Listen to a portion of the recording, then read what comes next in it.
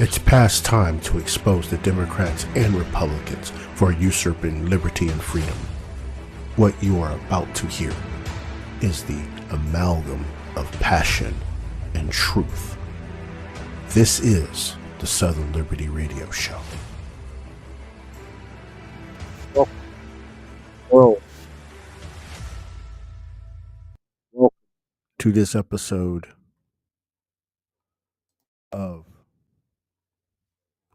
Southern Liberty and the Federal Rundown. Appreciate y'all tuning in this evening to do the things. We're going to be still behind the camera for a little bit here as we get through our technical difficulties, but I'm sure my voice will suffice just fine because, as you guys know, I do have a face for radio. And I admit that 100%. So don't mind me as I take advantage of of this opportunity. First and foremost, guys, hope y'all had a great weekend and all that good stuff. Hope you shared great times with your family and all that good stuff. Fall is coming, so that's for some of us that little bit of a chill is in the air. So it's kind of partially exciting. Unless you live north of the Mason-Dixon, then there's going to be a little bit of snow. If you live west of Lewis and Clark, there's going to be a lot of snow. But I know it is what it is. But it's starting to cool off a little bit. Those of us here in Florida, we still got Indian summer to worry about come late September. And all that good stuff. So, but anyway, it's a great time to be alive, right? It's a great time to be alive, everybody, and be proud of that. Those of you that have not done so far, make sure you hit the join, not the join, but the like and the subscribe and all that stuff on here. If you haven't found us on Twitch, make sure you find us on Twitch, Torch of Liberty Media Foundation, and we are also now streaming to Kick. Officially. So if those of you out there that may have a Kick account that's watching it on here or listening to it on other platforms, we're on Kick too now. That's kick.com under Torch of Liberty Media Foundation. You can find us. We're there loud and proud and clear. So make sure you go check those out, like those if you have those platforms, so you have a myriad of things to look forward to and watch us on and comment all the good stuff. And ultimately, you want to get all the good stuff from us, from Torch of Liberty Media, from me, etc. Make sure you go to the Patreon, patreon.com/TOLMF. Again, that's patreon.com/TOLMF to get all the lovely stuff that I write and all the good things that I talk about on there. This evening, it's a Federal Rundown, but I got some beef. I'm just going to let y'all know from the start, I got some beef. And some of you that are in the listening purview of this earshot, you're going to be upset by a couple of things. But, my regulars that's been with me for 5, 6, 7 years, you already know how this is going down. Because this is, this is serious, right? You guys do know that Trump signed a few executive orders a little while ago that I didn't get a chance to cover and get into, but some of these are starting to come to fruition, right? We might like Trump, but we have to we are better, right? Let me say this again. We are better than the other team, right?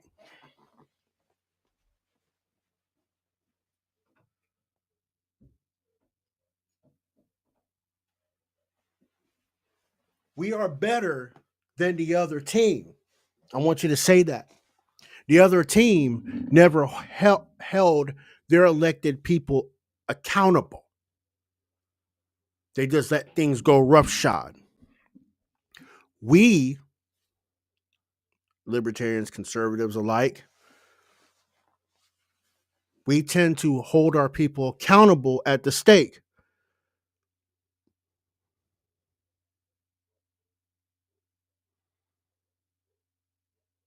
And you have people within our ranks that are arguing tooth and nail for statism. They're arguing tooth and nail for federal overreach on a level that is mind-boggling.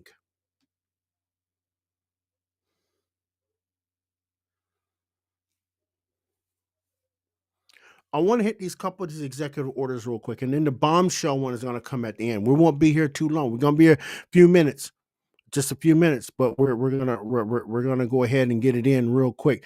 The first executive order I want to bring to everyone's attention. Let me see if we can get that thing stirred up here. There we go. Declaring a crime emergency in the District of Columbia. You see, there's a little bit of stuff there, but we need to read through this. Those of you that haven't read it, this is going to be the opportunity. We're going to read through this because there's some things I want to point out here later on in this particular executive order, because we know that this executive order did bring calm to the streets of DC, right? Regardless of the lies that the Democrats and the DC City Council and the DC District Attorney talked about, right? They skewed the stats, right? On different parameters. We're not getting into that here, but I want to get into this executive order because there's another one after this one that he signed that should make you cock your head sideways. Okay. And those of you can follow along in this. I don't know what the number of this executive order is, but if you can Google it, whatever, declaring a crime emergency in the District of Columbia. I won't. Okay, yeah, I have to read that part. So, by the authority vested in me as president of the by the Constitution and the laws of the United States of America, including Section 740 of the District of Columbia Self-Government and Governmental Reorganization Act, as amended, Section 740 of the Home Rule Act, and Section 301 of Title III, the United States Code, it is hereby ordered. Section 1, crime is out of control in the District of Columbia. Washington, District of Columbia, is our nation's capital and home to the central institutions of American governance, yet rising violence in the capital now urgently endangers public servants, citizens, and tourists, disrupts safe and secure transportation and proper functioning of the federal government, and forces the diversion of critical public resources toward emergency response and security measures. The city government failure to maintain public order and safety has had a dire impact on the federal government's ability to operate efficiently, to address the nation's broader interests without fear of our workers being subject to rampant violence. Now, you got the gist of it, but I want to get down.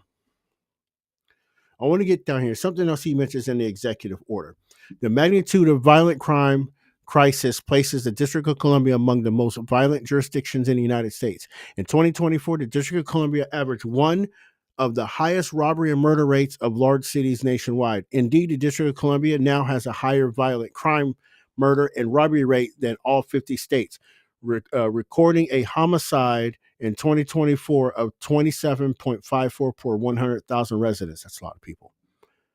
It also experienced the nation's highest vehicle theft rate with 842.4 thefts per 100,000, over 3 times the national average of 250.2 thefts per 100,000. The District of Columbia is, by some measures, among the top 20% of the most dangerous cities in the world.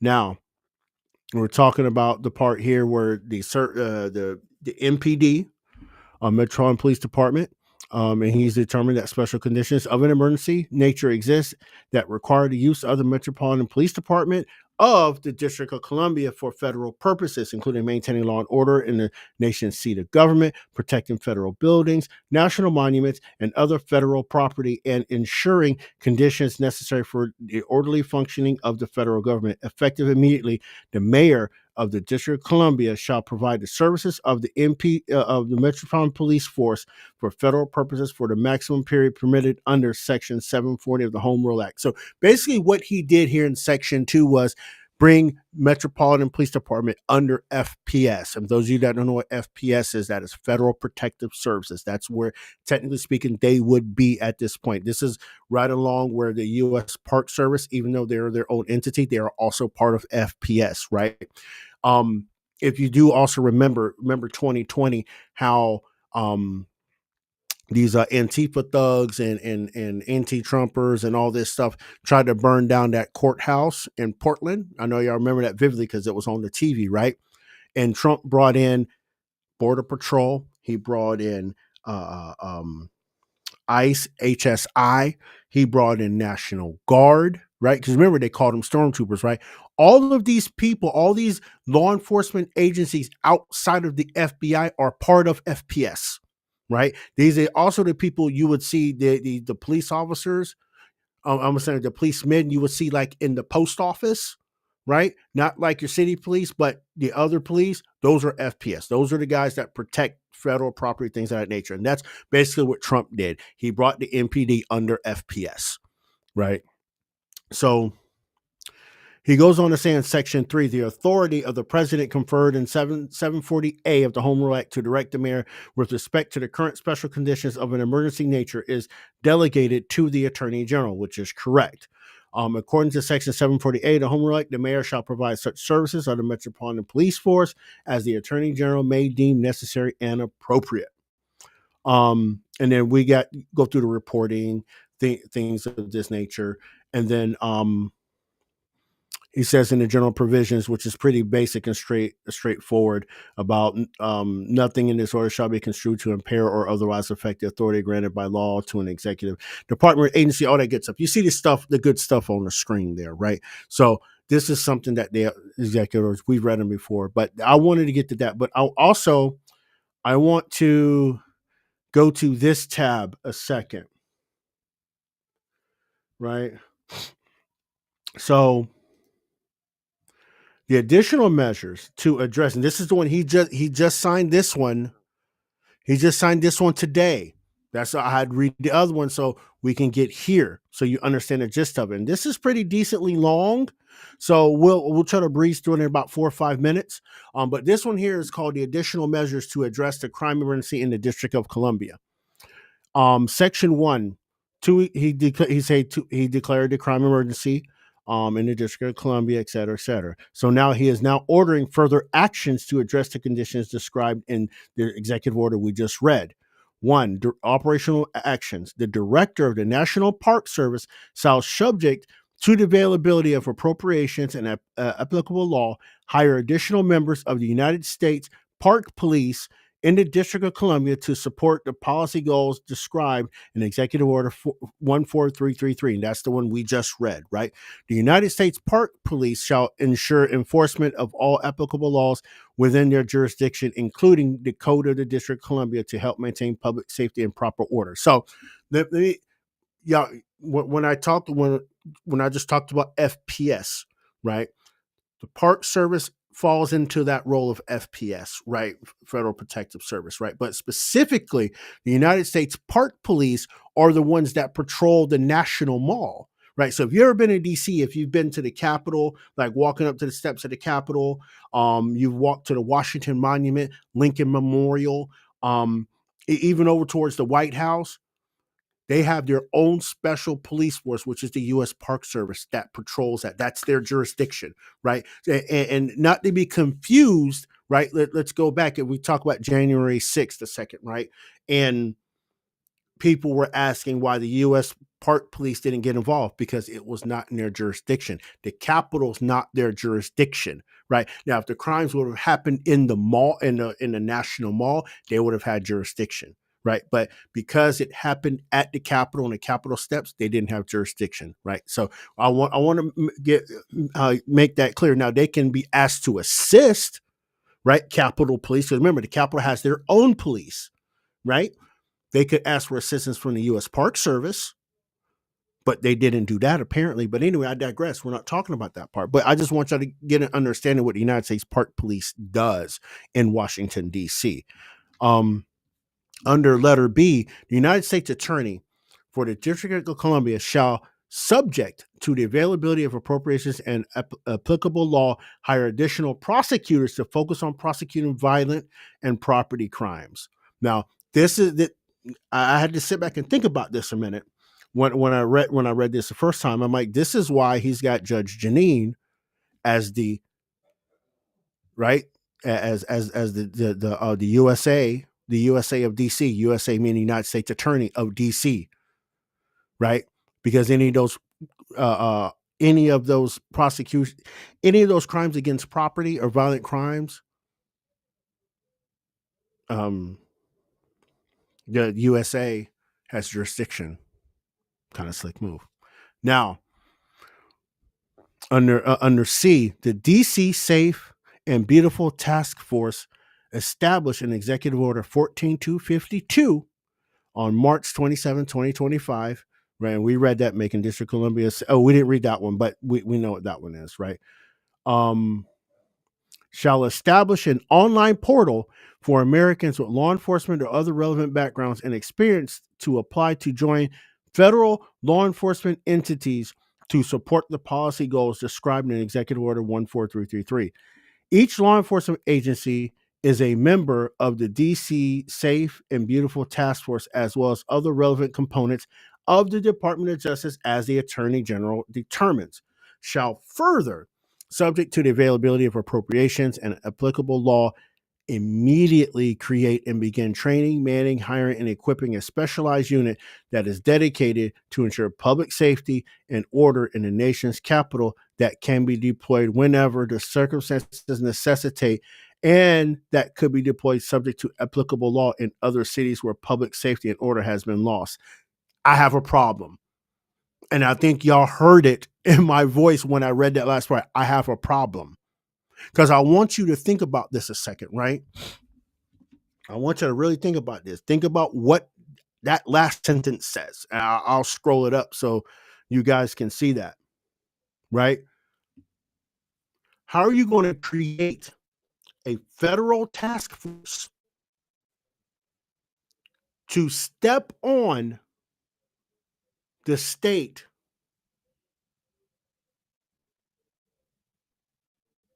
I want y'all to think about that a second.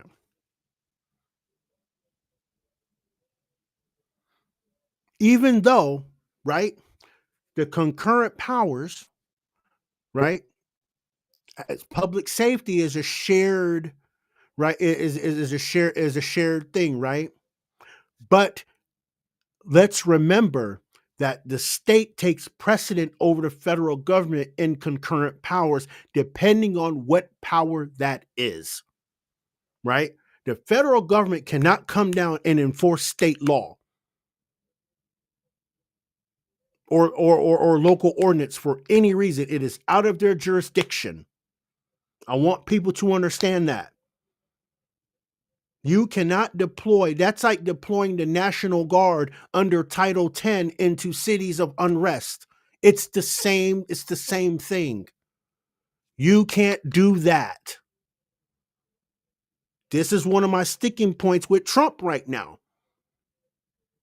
I know this will get challenged in court and it's going to get slapped down.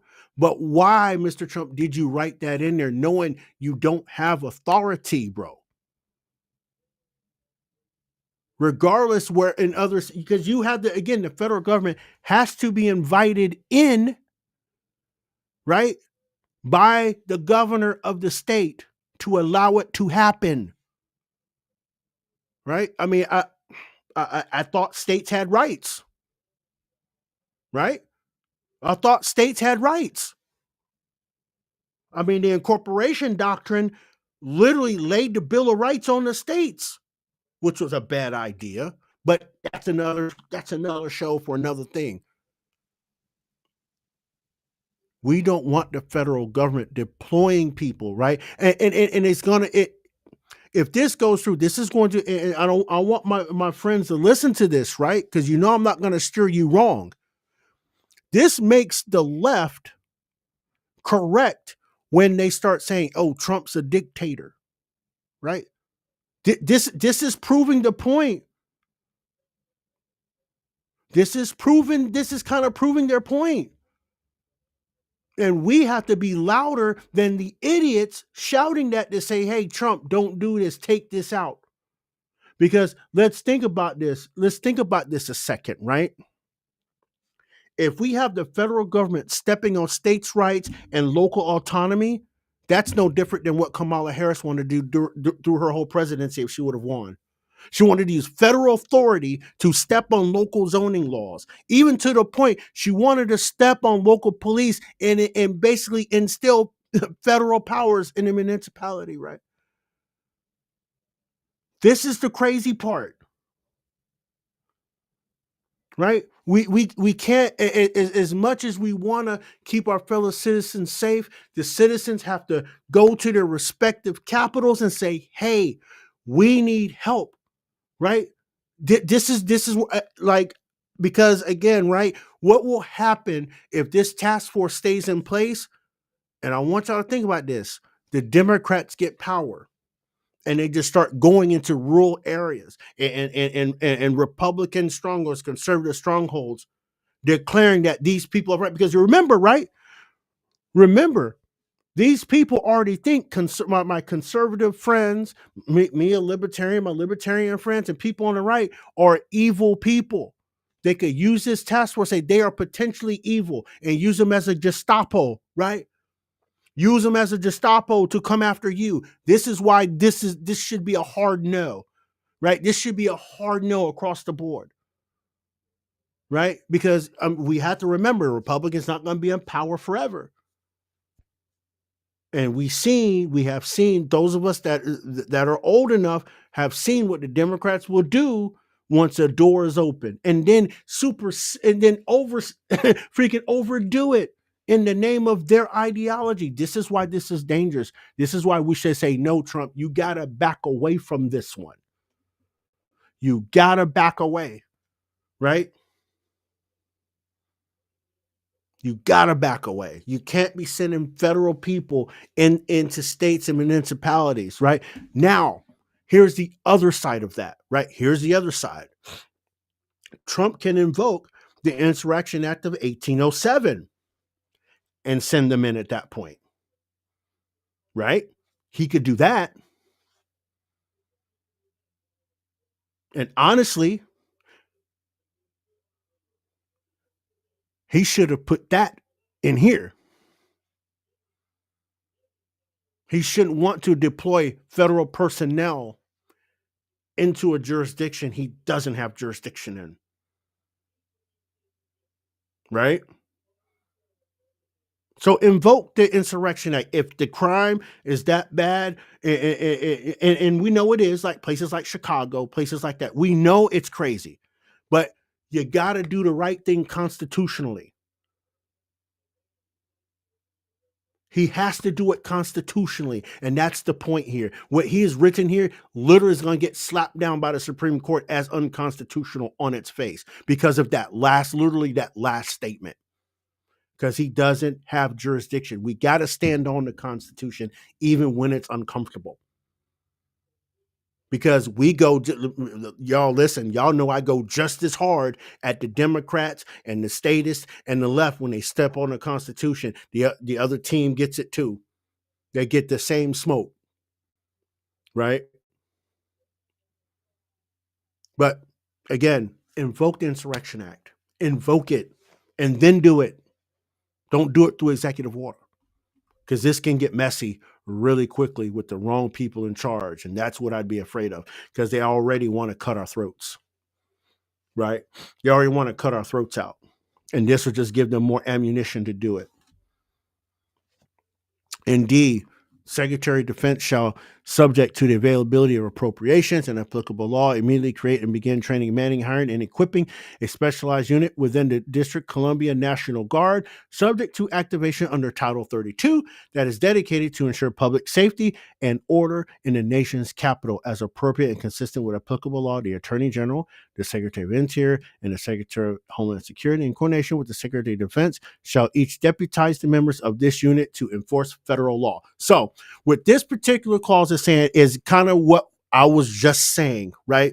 Because remember, the president has jurisdiction in the District of Columbia, and he has the jurisdiction over the District of Columbia National Guard. So yes, he can order the Secretary of Defense to train a specialized unit within the DC National Guard to be activated under Title 32. Because you got to remember, right?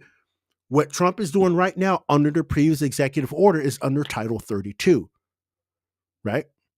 So he's creating that for that particular group within the DC National Guard to be a police force, which he's within authority to do, 100% within authority to do, right? He's right here. He is right here, and he's right, 100%. Now, down in double I, the Secretary of Defense shall immediately ensuring that each state's Army National Guard and Air National Guard are resourced, trained, organized, and available to assist federal, state, and local law enforcement in quelling civil disturbances and ensure public safety and order whenever the circumstances necessitate as appropriate under law. So this is always a given. This is always a given, right? I mean, let's think about this, right? Let's go back to January 6th, right? The National Guard that did show up was activated under Title 10. And they showed up because of the civil disturbance, quote unquote, even though they were late, but they showed up. And this is like any other, a governor does the same thing under his power, right? So this is not anything new that he's saying, right? Now let's keep going in this paragraph. In coordination with the respective adjuncts general, the Secretary of Defense shall designate an appropriate number of each state's trained National Guard members to be reasonably available for rapid mobilization for such purposes. In addition, the Secretary of Defense shall ensure the availability of a standing National Guard quick reaction force that shall be resourced, trained, and available for rapid nationwide deployment, which they already do that anyway. They already do it. They're just creating a group within, like a specialized group within, right? So they already do that already. So let's see, the Secretary of Housing and Urban Development shall investigate any non-compliance with the crime prevention and safety requirements of HUD agreements by the District of Columbia Housing Authority or any landlord in the District of Columbia. These investigations shall include consideration of the provisions of such agreements that require a housing provider to maintain safe, decent, and sanitary conditions or to restrict tenants who engage in criminal activity that threatens health, safety, and the right to peaceful enjoyment for other tenants, including engaging in drug distribution, violent criminal activity, and domestic violence. The Secretary of HUD shall refer any findings of noncompliance to the Attorney General, federal law enforcement authorities, and District of Columbia Housing Authority, Police Department, and Metropolitan Police as appropriate. And this, look, this is nothing new either. This is nothing new. If you and it's almost in any lease that you sign. Think about it. If you sign a lease or you're in a current lease, go look at your lease, right? Go look at your lease. If you're involved in criminal activity or you get raided or things of that nature, the landlord can evict you on those grounds. This is no different. This is no different, right? You get caught dope dealing at the house, you're done. You're evicted, right? So this is not anything new under the sun, right? It's just they're basically just saying, hey, HUD, you need to investigate these things in the district now. This is and it should have been always part of their duties per se, but that's all he's doing is outlining. This is nothing new to, whatever, right? Because this applies if you're a renter. If you read your lease, everything that's written there in E is on your lease. So, well, I mean, minus the police, but you know what I mean. So F, the Secretary of Transportation shall conduct additional inspections, audits, and examinations to determine whether conditions exist in federally funded transit services in the District of Columbia that endanger transit workers and take appropriate remedial action that is within the Department of Transportation's authority. I need to look into that, see what that exactly is about, where that's coming from. Section 3, potential amendments to Metropolitan Police Department general orders. The attorney shall review the Metropolitan Police Department general orders and shall request that the mayor of the District of Columbia make such updates and modifications to such orders as the attorney general determines are necessary to address the crime emergency and ensure public order and safety. And the rest of it is bye-bye. The rest of it is bye-bye. So I hope you guys understand where I'm coming from with this, right? Because I know the moral good in us wants all of our fellow Americans to be safe, right, and all that stuff. But again, I stand firm on the fact that the Constitution can't be stepped on. We can't allow our team to step on the Constitution, despite what I mean, how we feel about it. We have to stand firm, because the thing is, yeah, granted, the other team is not going to stand firm on theirs, but we have to, because we have to remember, guys, right? No matter how uncomfortable it is, we have to remember we won the war. We won the war against the British. We won the war against the Confederacy. Why? Because we were consistent and vigilant, even when it was uncomfortable. We were that. And we cannot allow ourselves to be wishy-washy on this, because at the end of the day, right, as much as I want my fellow United Stadians to be helped and taken out of this out of this these violent hellholes, or these violent shitholes, whatever you want to call them, the people are not standing up to their mayors. They're not marching. Like, I'm gonna use Chicago as an example. They're not marching down to the Cook County Sheriff's Office demanding justice. They are walking into the city council meetings in Chicago, right? But they're not going to the Cook County Board of Commissioners demanding justice. They're not marching down to Springfield every day for justice.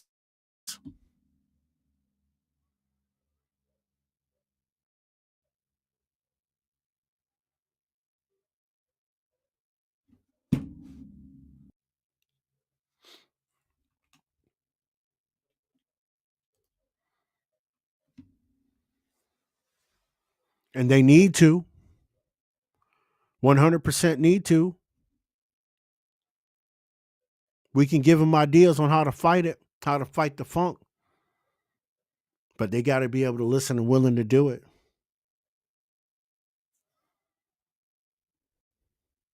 These Democrat strongholds, and again, I got to go off on this other part of this tangent before we get to the other piece here. These people will sit here and scream, "No justice, no peace." Hmm? No justice, no peace. But they're not doing anything to get the justice. And as Miss Val said in the chat, there is no justice. I can't. I'm gonna add on to that statement, right? Closed mouths don't get fed. I'll say it again for the people in the back over there in the mezzanine section. Closed mouths don't get fed. If you don't ask for justice, you won't get justice. But they're too busy staying down and playing a victim to the violence, right? If our founders would have laid victim to the British, we'd be still speaking the King's English. And people like me would still be in chains. A lot of great men and women stepped up and spoke up.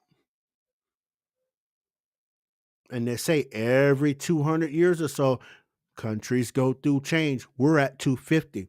We can't sit back on this. We, all of us, me, all of you in the chat, all of you on the live radio, all of you on the other platforms that's listening, it's us.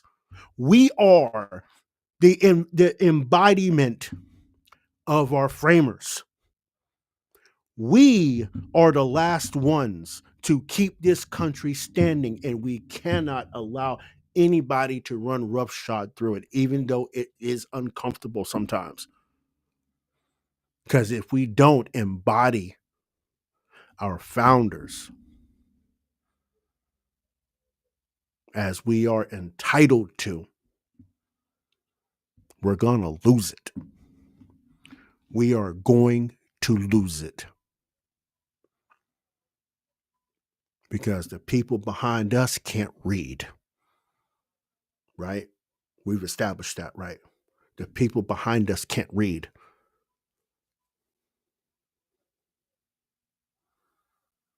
The people behind us would tell us a bold-faced lie to our face about the Constitution of the United States, and we know it's not true, and they got a whole slew of people that go right with them. Oh, no, I'll be damned. The sons of Columbia will rise again from within us. This is our entitlement. This is our country. This is our country to show those others, even the people that come here, that come from statist countries. We're not them, and you're not us.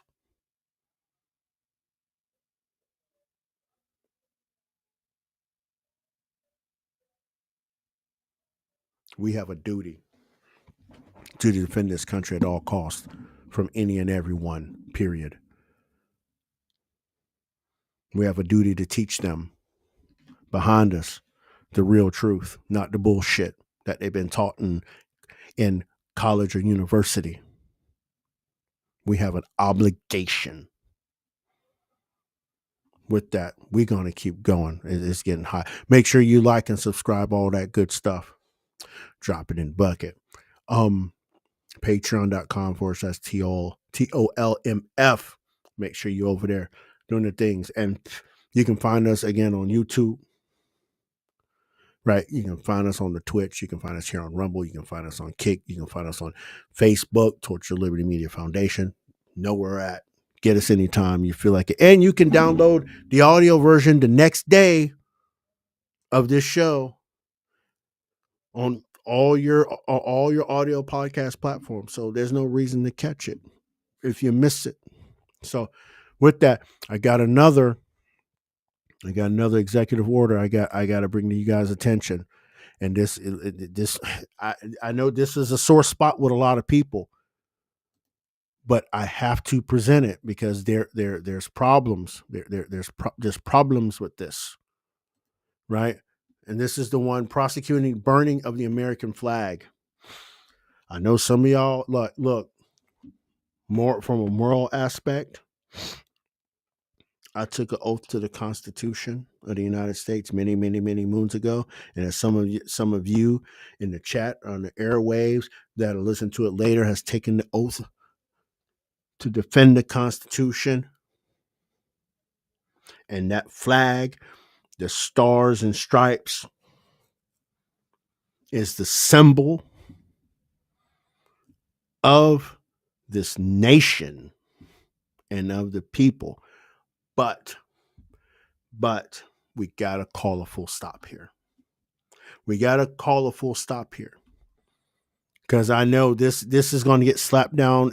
This type of thing's been slapped down twice in American history for many reasons, right? Should we not get into those? We probably will.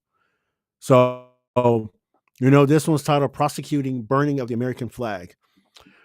Its purpose, our great American flag is the most sacred and cherished symbol of the United States of America and of American freedom, identity, and strength. Over nearly 2.5 centuries, many thousands of American patriots have fought, bled, and died to keep the stars and stripes waving proudly. The American flag is a special symbol in our national life that should unite and represent all Americans of every background and walk of life. Desecrating it is uniquely offensive and provocative. It is a statement of contempt, hostility, and violence against our nation, the clearest possible expression of opposition to the political union that preserves our rights, liberty, and security. Burning this representation of America may incite violence and riot. American flag burning is also used by groups by foreign nationals as a calculated act to intimidate and threaten violence against Americans because of their nationality and place of birth. See, so let's take that last statement. The American flag burning is also used by groups of foreign nationals as a calculated act to intimidate and threaten violence against Americans because of their nationality and place of birth. You know what? This is why we have the Second Amendment, right? This is exactly one of the reasons why we have the Second Amendment. Yeah, go ahead and burn this flag to try to calculate violence. I guarantee you, when you calculate that violence, you're going to have at least 500 rifles pointing at you, ready to light your ass up like a Christmas tree. So go ahead. We don't need an executive order to oh, it's going to say, no, we know what it's going to do. And we, the people, will enforce that, not the government. We, the people, will enforce that by all means. Federal government, get the hell out of our business, right? Now, notwithstanding the Supreme Court's ruling on First Amendment protections, the court has never held that the American flag desecration conducted in a manner that is likely to incite imminent lawless action or that is an action amounting to fighting words is constitutionally protected. See Texas v. Johnson, which he is partially correct in that one. But, but, but, let me bring this. See, it gets. I know what some of y'all are saying in the comments right now. Y'all probably hate my guts right now. But again, Constitution says what it says, and the courts have said what it says, not on this issue, not only once, but twice. The second one is the dinger. I'll get to that. Right. So this is the case that is referenced, right? I'm not going to go through the syllabus and all that stuff, but what I want to get to is the actual holding. I want to get down to the holding. And it's long. It is long. Where's it at? Wee. Oh, went too far. Went too far.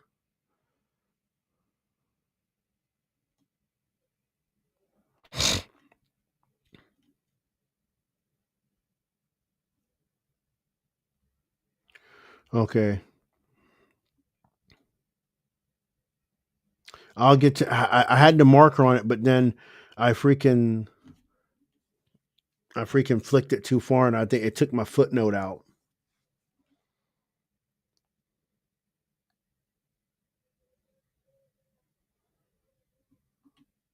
Give me a second, y'all. Gee whiz. It's a long it is long, but I had it clipped out, so just bear with me, y'all.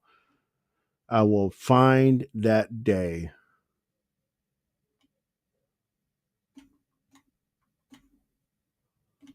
Okay, I'm gonna have to.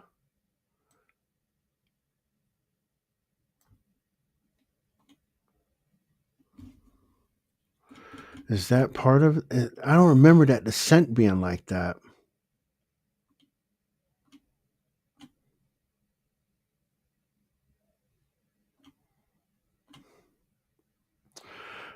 Okay, so I lost my mark. God, I hate when I do that because you guys know I'm always on point with that. I'm always on point with that, but for some reason it deleted it. Um,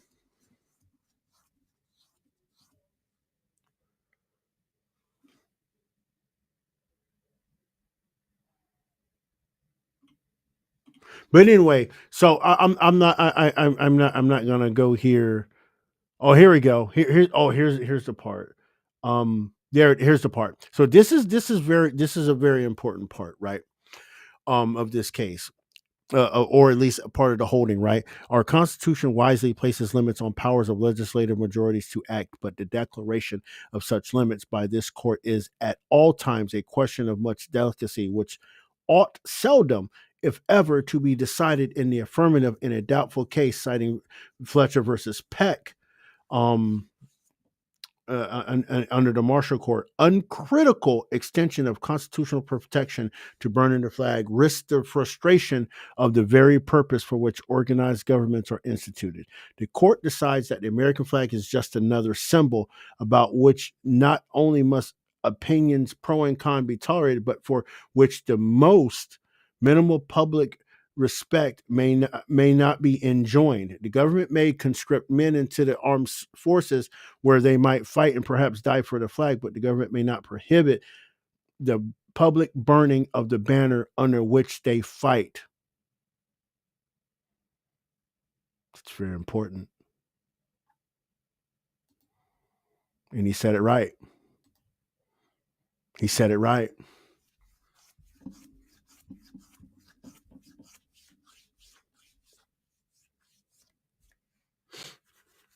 They said it exactly right.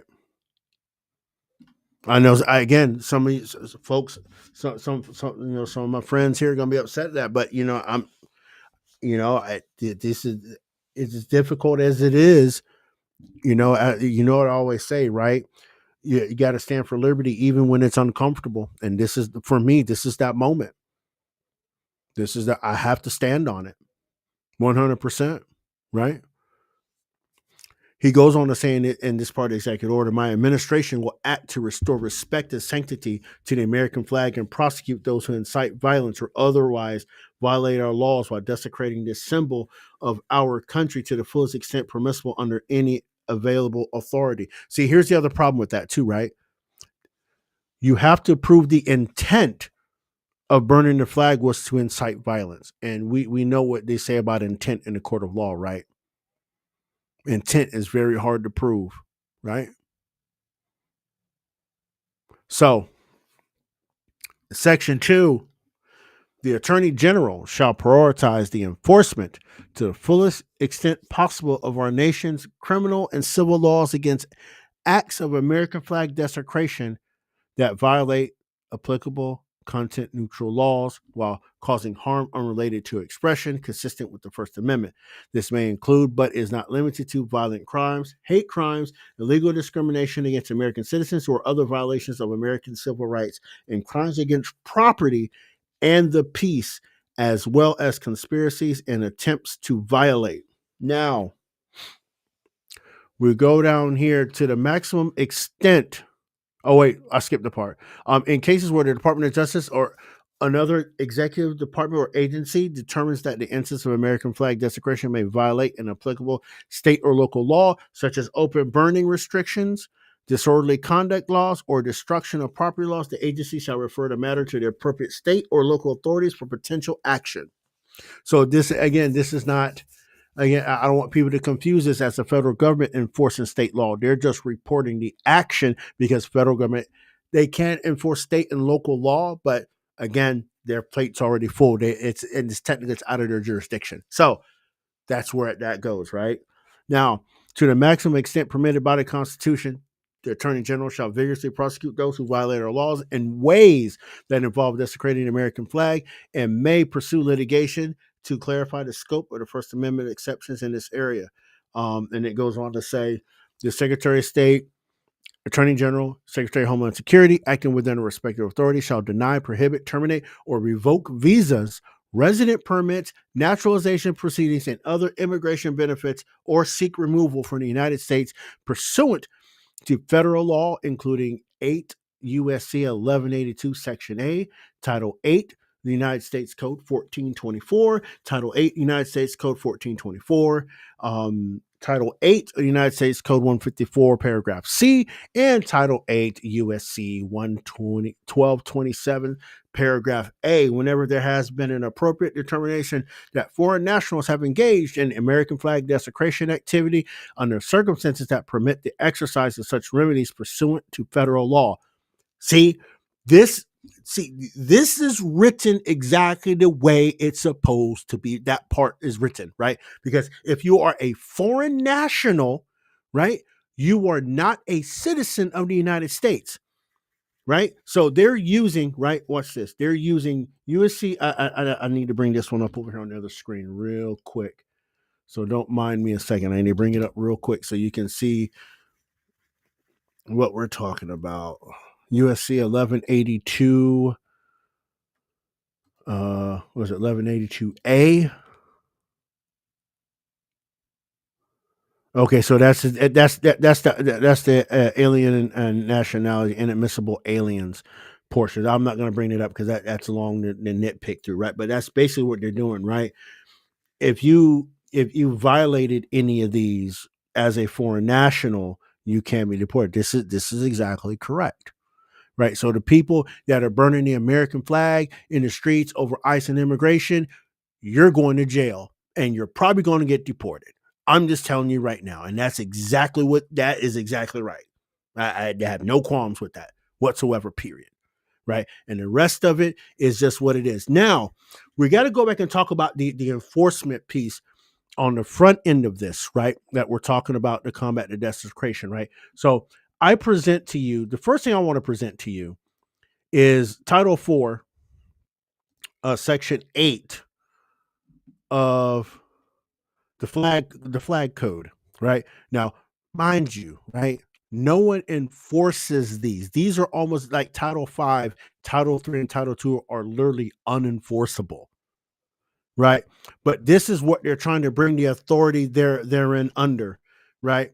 But we get down to the last part. The flag one is in condition. So this is it's all telling you about how the flag should be worn and this, that, and the third, right? But here's the other one I want to familiarize you with. Title 18 of the United States Code, Section 700, desecration of the flag of the United States and penalties, right? And we can go through this, right? Yeah, sure. Whomever knowingly mutilates, defaces, physically defiles. I might need to make that bigger for you guys because I know it's probably a little bit small. So let me make it a little bit bigger so y'all can see it. I think that's definitely better. Whoever knowingly mutilates, defaces, physically defiles, burns, maintains on the floor or ground, or tramples upon any flag in the United States shall be fined under this title or imprisoned for not more than 1 year or both. The subsection does not prohibit any conduct consisting of disposal of the flag when it becomes worn or soiled. As used in this section, the term flag of the United States means flag of the United States or any part thereof, made of any substance of any size in any form that is commonly displayed. Nothing in this section should be construed as indicating an intent on the part of Congress to deprive any state, territory, possession, or Commonwealth of Puerto Rico of jurisdiction over any offense over which it would have jurisdiction in the absence of this section. An appeal may be taken directly to the Supreme Court of the United States from any interlocutory or final judgment, decree, or order issued by the United States District Court ruling upon the constitutionality of subsection A. The Supreme Court, if it has not previously ruled on the question, accept jurisdiction over the appeal in advance on a document and expedite to the greatest extent possible. I want y'all to remember this a second, right? Because I'm going to show you something else. I'm going to show you something else here. There's a court case in 1990 called United States versus Eichmann. United States versus Eichmann. Okay. Let me go back here. Because that's not allowing me to click on it. So give me a second and I will.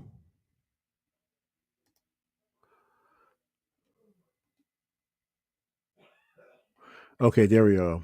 Where'd it go?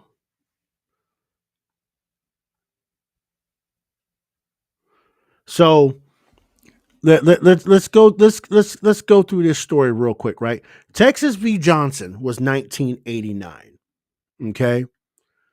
And I just basically explained what that ruling did, right? It basically the Supreme Court ruled that the flag burning is a form of symbolic speech protected by the First Amendment, right? So the court overturned a conviction of Johnson, who burned the flag in protest of policies of President Reagan, stating that the government may not prohibit the expression of an idea simply because society finds the idea itself offensive and disagreeable. Right? That's that was the Johnson case. Now, after the Johnson case was done, let me find it. There it is right there.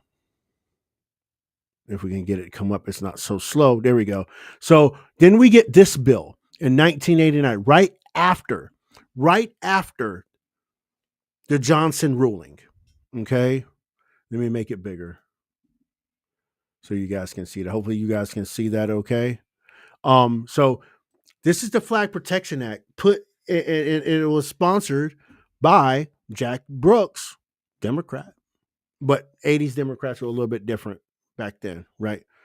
And this was also an unusual bill because this bill was not signed by the president. right? And we know what happens when the president doesn't sign a bill, right? It automatically becomes law anyway after X amount of time. Do you know how many days that is? Y'all let me know in the chat if you know how many days that is after a law hits the president's desk, that if it goes unsigned, it becomes law. How many days is that? I'll look for your answers in the chat. But we had the Flag Protection Act, and this Flag Protection Act, what basically overturned Texas versus Johnson, attempted to, right?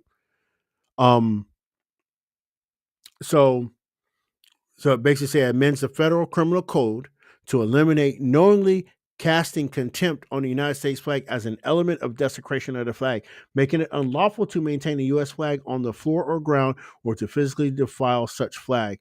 And it revises the definition of U.S. flag to include only a U.S. flag or any part thereof made of any substance of any size in a form that is commonly displayed. So we got that, right? And then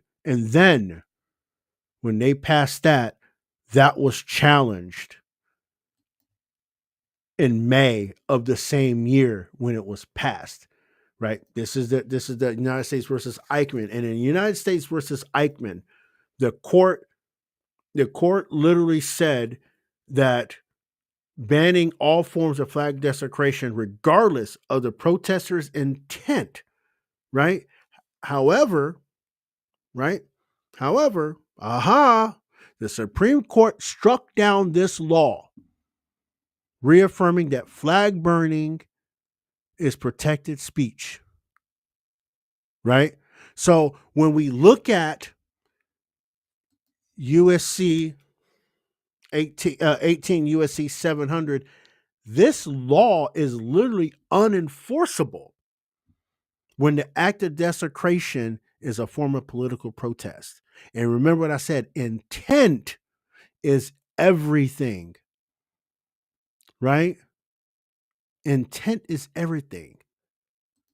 So I hope that makes sense to a lot of you kind of that's been thinking about this, right? Because what Trump wrote in that executive order about, the flag desecration, it's a dead law. It's unenforceable. As the Supreme Court has slapped it down, like literally this executive order is creating law now, right? And we're not supposed to do that either, right, y'all? We're not supposed to do that. We're not supposed to write law from the executive branch. And the court's already ruled. So the only remedy to this, and I'm telling you, it's going to get slapped down again, Congress passes a law forbidding flag burning to see if it sticks. And I'll tell you, it won't stick because of precedent, Texas v. Johnson and United States versus Eichmann, right? So again, right, I know it's uncomfortable. To hear, but here we are, right? Here we are. And I'm not going to say I hate it.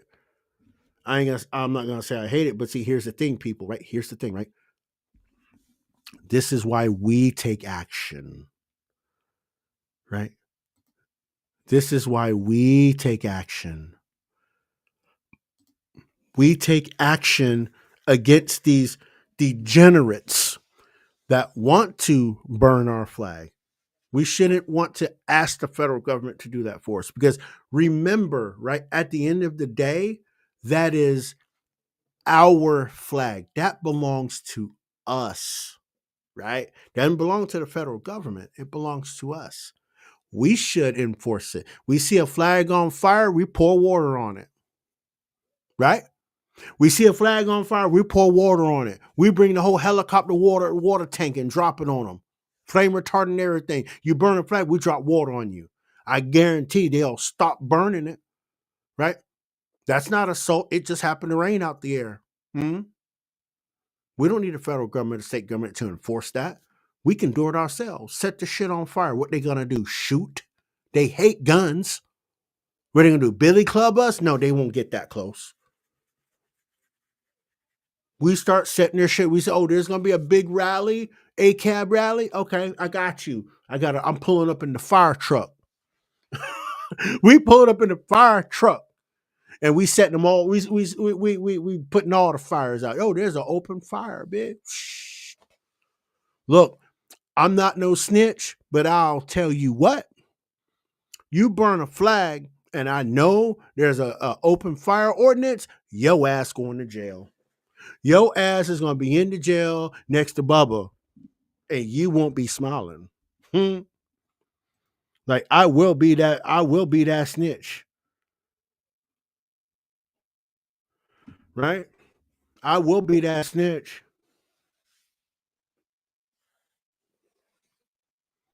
And yes, it is 10 days. That is correct on the presidential question. It is 10 days.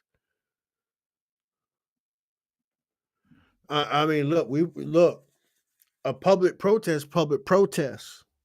I'm just saying, the same way Antifa pulls up into Proud Boy and quote unquote conservative protest. I'm not inciting anything, but you know what I'm saying? Like you see a flag burning, you just put the flag out, you put the water out, throw the water on the flag, throw the water on the flag. Right? I mean, look, you can bring the bear spray, everything. Look, I'm just saying, not promoting violence, but we the people have to take care of this culture problem because this burning of this flag willy-nilly because you're discontent with the country of milk and honey that gives you everything you damn want and then some, and you're going to turn around and burn it. No, that's a culture problem, people. That is a culture problem of ungrateful bastards. Yep, I said it all the way out. They're ungrateful bastards. Do we have shortcomings? You damn right we have shortcomings. But I'll be damned if you come here and you set that flag on fire thinking you about to get some sort of reparation. You're going to get reparated by water and everything else that might come with it. I ain't no joke. My peoples ain't no joke. All you got to do is say the word. And we ride at dawn, baby. The sons and daughters of Columbia ride at dawn. Right? And they not ready for that. They not ready for any of that. So with that being said, I appreciate y'all. I hope y'all got a little bit of information out of that. And I know some of you are probably still confused a little bit. Please hit me up. I don't mind talking to you and explaining it further. Please just let me know what you may be confused on so I can explain it because we have to get it right now. Right? As much as it pains me, and it pains me to call Trump out because there's a lot of good he's doing and he does things like this and it's like it starts overshadowing the good. It's like we got to stop him before he gets ahead of himself, right? So with that, I appreciate y'all. I love y'all, and remember, come back. We're gonna try to come back tomorrow. I think I might have the issues fixed. If not, me and Miss Val will be in talk some point in time tomorrow. We might even pre-record it and post it at showtime, and let it run through. I'm going to determine that now, so we'll get that part figured out. But with that, y'all, listen, I love y'all. I appreciate y'all and all that good stuff. And remember, regardless of our political differences with our neighbors, you gotta love them. Your family, you better love them. But ultimately, if you don't love yourself, you can't give love to anybody or anything else. Until next time, y'all. Peace and love.